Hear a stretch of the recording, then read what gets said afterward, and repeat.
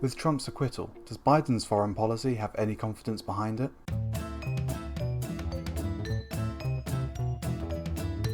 The question really lies today with Trump being acquitted, has Biden's foreign policy taken a hit because of a lack of confidence? What does this mean for Biden's foreign policy? What does this mean for Biden's new administration? And what does this mean for justice in America? We will find out when we get to the objectivity. So on the 13th of February 2020, President Donald Trump, it is a lifelong title after all, was acquitted in the Senate as the result of his impeachment trial. This acquittal means that he was effectively found not guilty for the charge of inciting violence at the Capitol Hill. This was always going to be a hard thing to prove. Politically, the Senate is majoritively Republican, while Congress, those that started the impeachment, are majoritively Democrat. This is why Trump has had 2 impeachments put against him, because the start of the political process of impeachment is Democrats who want him out, while Republicans in the Senate will defend him, meaning that a trial has never gone all the way through. Now, this doesn't mean that Trump could not be charged in a legal court. That of course could still happen. But he is still President Trump.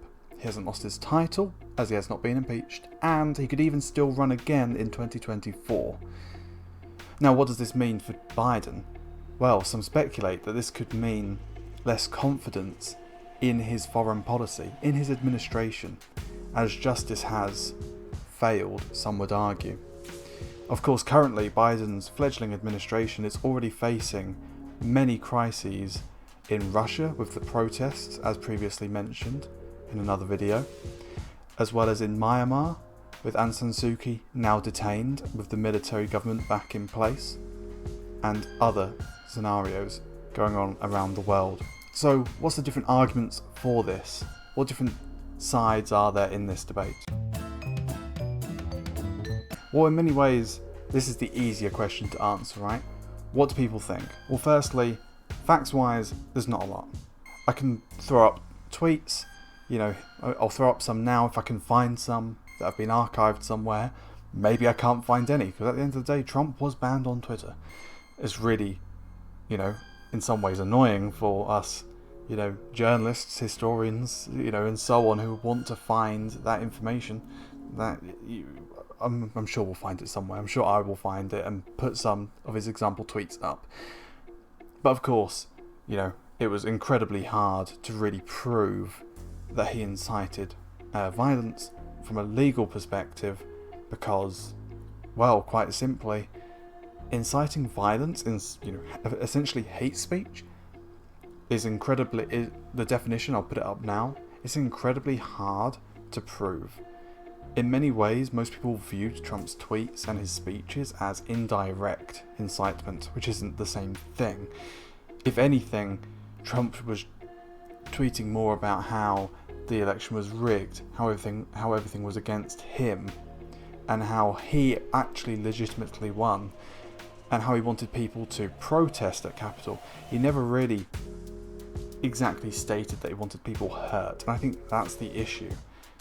In many ways, yes, he did definitely spark the fire in a lot of people to go to Capitol and to riot, but he didn't necessarily directly cause it, and that's the big issue here.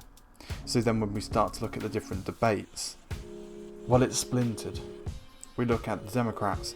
Most Democrats think that this has been a failure in justice, and you could make a fair argument for that. Sure, it's not the strongest argument, but you can make an argument for it. So, and you've got to remember as well, the Democrats have been pushing for his impeachment since he got in. They've been against him since he said build a wall, and you can understand why. But it really sets a dangerous precedent, because it means the country is becoming more and more polarised, which is not a good thing. It means that we are getting more extreme left and extreme right in America, instead of a more comfortable centre ground that most Western democracies are used to. And then we have the Republicans, which are kind of split amongst themselves. About half, then you have the Republicans themselves that are in many ways split in two. Some of them support Trump still and want him defended. Some of them don't support Trump but still don't want another Republican president to be impeached. An impeached president does not reflect well on the party. The Republicans do not want that, even if they believe in their hearts that he should be impeached. They don't want it to happen because it will make the Republicans look bad. Just like how with, Bill Clinton, when he had his impeachment trial, the Democrats wanted him to be defended. Why?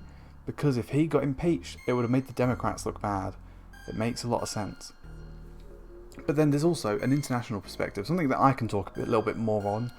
As a Brit myself, as someone from the United Kingdom, me looking in on this situation, I'm kind of just going, well damn, I don't know which way this should have gone. I'm not pro-Trump, sure, but at the same time, I think it would have been hard to actually prove anything, and I think it was hard to prove anything. Apart from some very vague, suggestions, that just doesn't really hold up. As well as that, internationally, I think the general view is people just want America to just move on. People want America to go back to being this beacon of freedom. Not that internationally we necessarily love America. I mean, America's been flawed for many years now, with countless wars waged even under Obama, Bush of course, you can't forget him, and even Clinton. We look at America currently and just kind of go, well, it's kind of more of the same. It'd be nice for a change, but actually how could us Brits even say that there's going to be any? As of recently, the Harry Dunn case, of which people in the UK will be more familiar than the Americans, I would imagine. Harry Dunn was a young lad in the UK who was run over by Anne Secoulis, who was driving on the wrong side of the road. This dangerous driving, killed Harry Dunn, and she escaped justice by using her diplomatic immunity, which was very quickly withdrawn by the UK government. Now, the Biden administration has said that their final decision is that they will not extradite her to the UK. Now this is very much, our Foreign Office has said that this is a complete denial of justice. And following Trump, you can almost go, well yeah, maybe America doesn't even believe in justice anymore. They don't even, care enough about their own ally, the one that they say they have a special relationship with, to send over someone. It sets a dangerous precedent for sure, and it really makes the international scene even worse for America, because we've in many ways already lost confidence in them, and already in their new government, particularly from a UK perspective. Now let's move on to my opinion, because I feel like I'm already starting to show it a little bit. Okay, so, of course, let's get into my opinion now. I've kind of already shown it, because I've kind of shown a generalised opinion of the international scene, of which, sure, you could actually split the international scene into thousands of different viewpoints, but the British one, the UK one, is currently fairly negative, and mine is pretty much in line with that. I think the denial of justice for Harry Dunn is just despicable from the Biden administration, and has already made me lose faith in them from a foreign policy perspective. Sure, on the national scene, in the US they might do a better job, which is great, but internationally I'm already concerned about the new administration. Almost more so than I was with the old one, and we all know the old one wasn't great. So, really, what else is there for me to say? It just doesn't look great. Should Trump have been impeached? Legally, probably not. Politically, maybe. It's hard to say. The problem is setting a dangerous precedent of continuously trying to impeach people. Like, what, are the Republicans now going to do that towards Biden? Quite possibly. And that's not a good thing for America. It's not a good thing for the American people, and it's not good for the people of the world who have America as their world power. Because that is just what it is. America is the world power, and people want the world power to be stable and friendly. And currently it's not showing that. So what else is there for me to say? Currently, I'm not an American hater by any means, but America needs to change. This Biden administration really needs to get their priorities focused. You know, with the whole Trump thing, they just need to push it aside and forget about it at this rate. As long as he doesn't win again, things should be fine. And that's all there is really to say. I don't think he will win again either. I think in 4 years' time, if Biden is still in charge, I don't believe that Trump will win the Republican nomination. I think another Republican would be more likely to win the nomination. Whether he would then win against Biden or whoever's running on the Democrat side, I don't know. And that's really it. I just don't know what else to say other than justice for Harry Dunn. It needs to happen. It's ridiculous. Just so she can have her trial and have the justice dealt to her. You know, at the end of the day, like, it's ridiculous that someone can get away with murder in this country and then just fly off home and that's it. She's just now protected by the US. Like, it's crazy. And the thing is, she can't even travel anywhere. The international police, most police forces in the world, particularly in Europe, Europol, have agreed that they will take her in if she comes to Europe and they will send her to us. So she can't go anywhere. Yes, America's a big country and, you know, it's not like it's the worst place to be stuck in the world, but she's still stuck there.